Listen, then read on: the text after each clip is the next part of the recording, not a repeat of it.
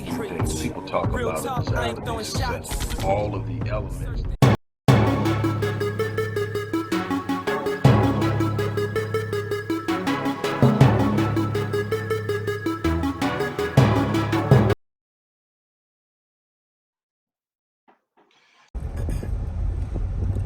Hello everybody, Dr. Rick Wallace dropping in on you. I hope that you guys are having a great Friday into your week, however you like to do it.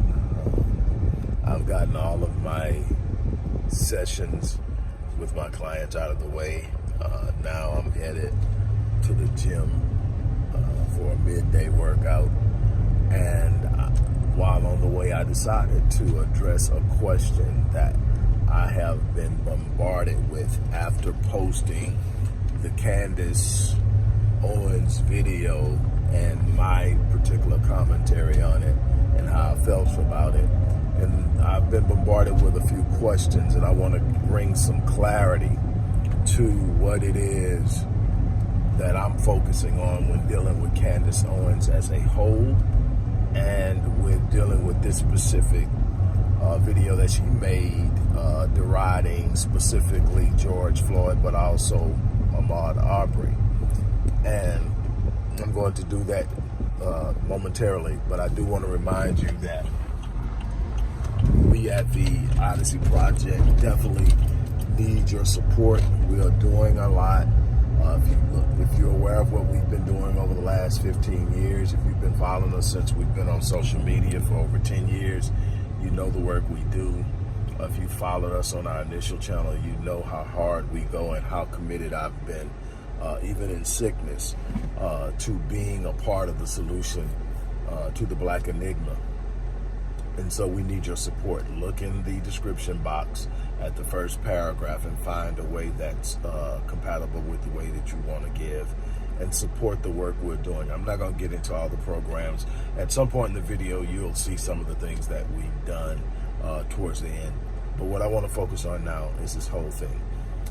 One of the questions that has popped up about the Candace Owens video is, hey, Doc, once you get past the part in the beginning where she's listing and talking about his criminal past and talking about all of the stuff of his past, and that she starts to make some valid points, and she lists some facts, and there are some statistics that are blaring out. And one of the statistics that is mentioned is the fact that far more white men are killed by police officers than black men, which is an accurate statistic. Here's the problem: when you start quoting statistics or you using statistics and you don't provide framing and context to the statistics, the statistics are simply numbers that, if you know how to spin them, can mean a bunch of different things and be used to actually make 2 points that are diametrically opposed to one another, but both accurate based on the statistics. So you have to understand statistics. Now, in most scientific studies, quantitative research, which involves statistic and highly measurable mechanisms and metrics and analytics and all of that other stuff that you can derive and study with great specificity, because they can be reproduced over and over again, which is what you want in a quantitative study, is reproducibility. Understanding human behavior actually comes better to me through qualitative studies, which is more about interviews, more about observing things that aren't as easily measured because they vary between people, and so much more. Why is that important? Because human behavior is varied based on human experience, human personality. You're not going to get 2 people that will respond exactly the same way to any particular thing. So when you start talking about statistics, it's a quantitative measure that is you're attempting to apply to an environment of where in science, human behavior is the one thing that doesn't respond well to the method of science based on quantitative study. It doesn't mean that you can't do it. It just means that it's hard to gain certain variances because there are so many different variables. You have to understand that when you're conducting research, you have to make allowances for the variations and variables that are at play that are part of the results. You just can't say A, B, C, and D happened. You have to be aware, okay, it happened, but it happened in a room that was 75 degrees. It happened in ABC type lighting. It happened at so-and-so time of the day, because all of those variances have to be understood in order to measure it, to verify it when it goes through peer review. It's got to be able for anybody that's peer reviewing it to easily look at it and say, okay, I can reproduce these results by doing the study the same way. Well, it's a little bit more difficult, obviously, when you're talking about human behavior, first of all. But you have to look at the context. So let's talk about that and understanding just that particular element of what is going on when we talk about what Candace Owens did and how she tried to paint a narrative. When you talk about more white men being killed than black men by police, there are a couple of narratives you have to understand that belong to this research that weren't mentioned by her because it moves against her point. First of all, white men make up over 30% of the U.S. population. Black men make up around 6%. So if you've got 100, we're going to use the standard of 100. If you got 100 and you've got 30 people are white men and 6 are black men, and in that 100, 4 black men get killed, 10 white men get killed, what group was more adversely impacted? That's the first thing. You have to look at the percentage per capita. So if there's only 6% black men, a certain number being killed, but it's still less than how many white men have been killed, will have a more demographical impact on the numbers just alone in that sense. But we also have to look at the dynamic, psychological dynamic. Okay, and so we also go back and we look at the fact that the white men who are being killed in almost every instance are a threat when they're killed. I mean, you have white men who are a threat who still aren't killed. You got white men who are actually pointing the gun at cops and they still get a chance to be talked down, still get a chance. And when they have to shoot them, one person takes a leg shot. I actually saw that. And it's absolutely crazy, you know, that's what's happening. So this is not where I want to go. So that's crazy. So what you have to look at is, we're not talking about black men when we're making this argument.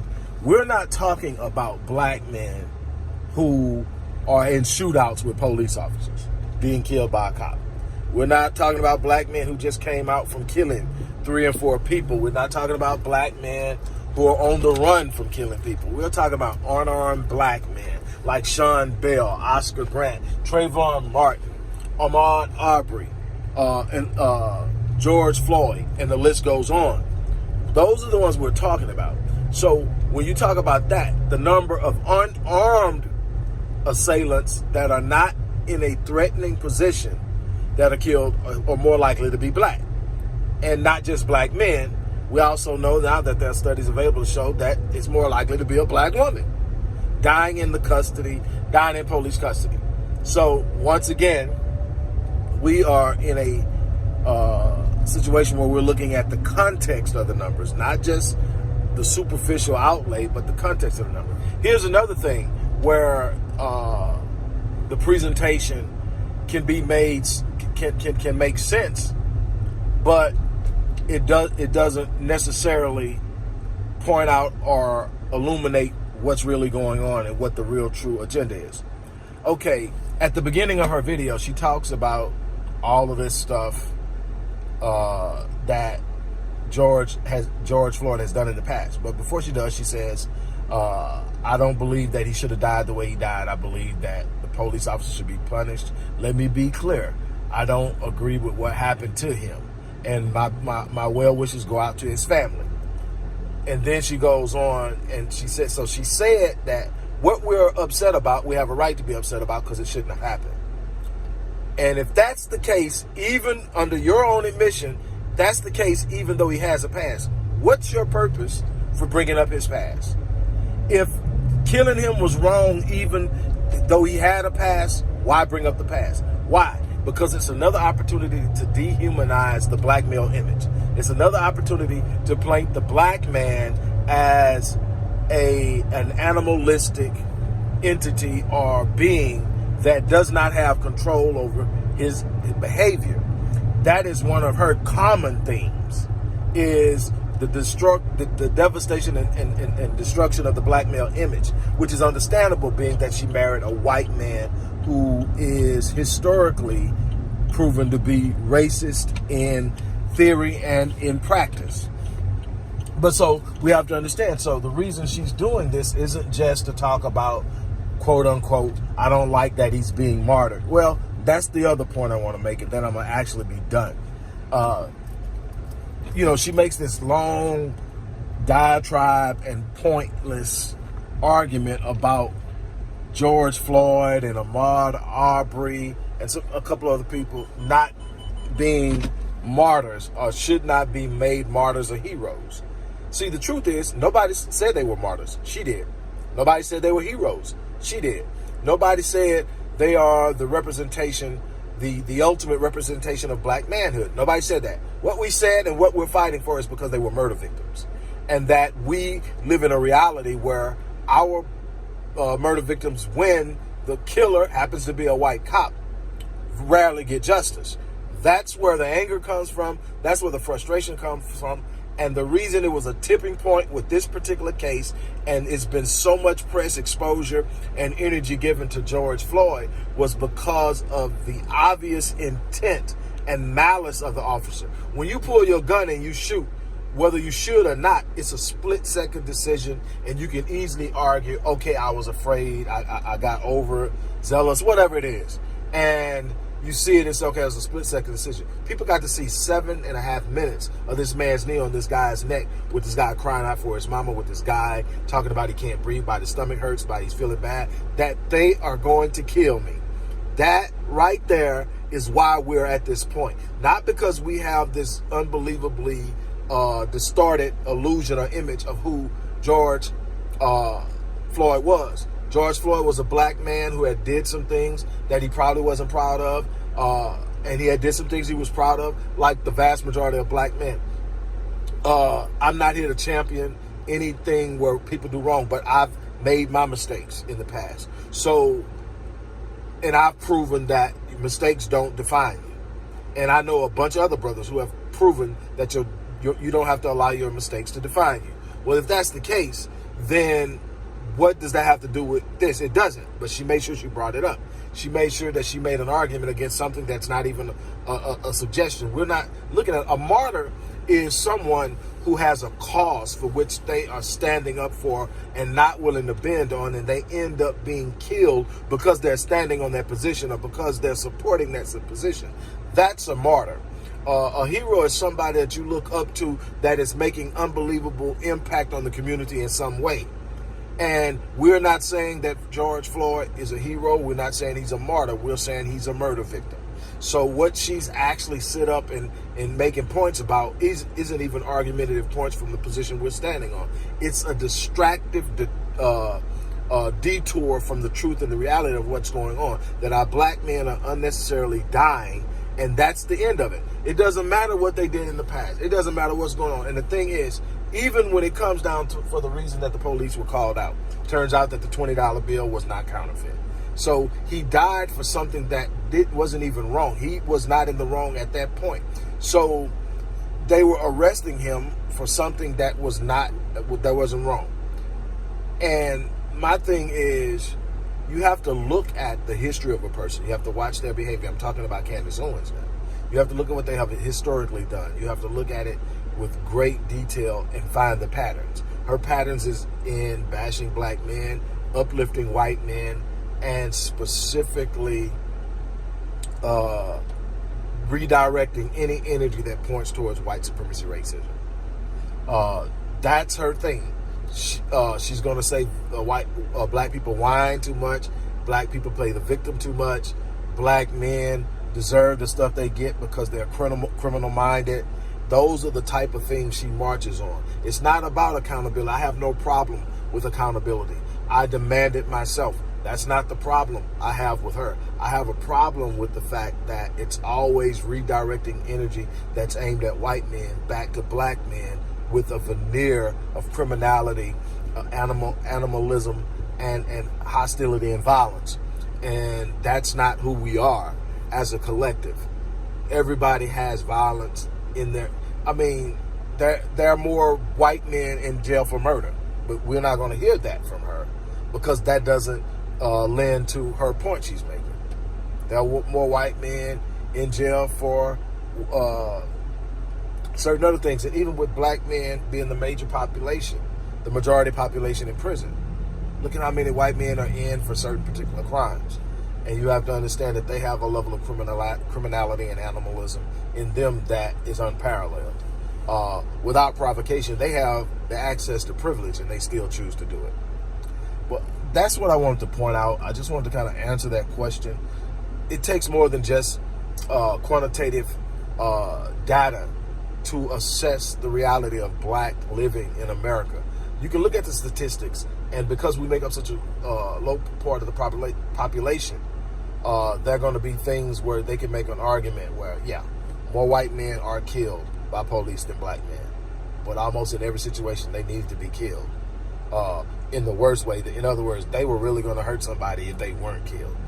We're making arguments about the black man who couldn't have hurt anybody. They were unarmed. On that note, I'm going to get ready to get out of here. It's been great talking to you guys. I'm going to go ahead and get to what I need to do. But I had to stop and I had to make this video real quick. You guys have a great day. Don't forget to support the work we're doing. Go click that link. Give through Cash App. Whatever ways on there. There's a number of different ways that is on there.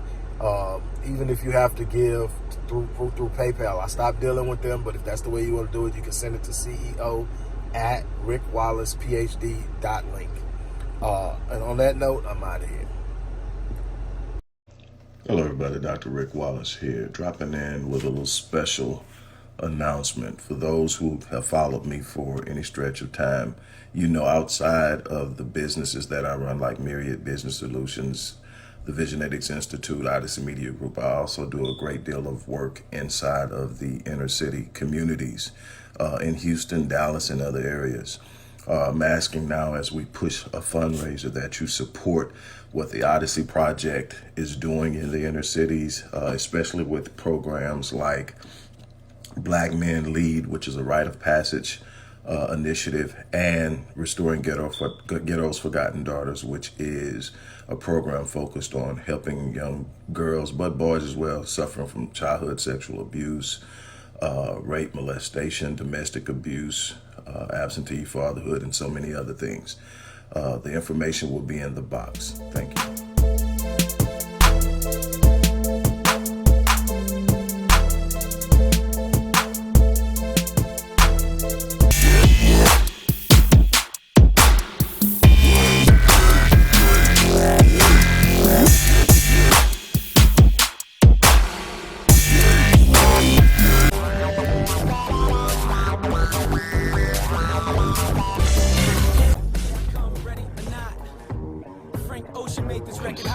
From a conceptual perspective, people talk about it as all of the elements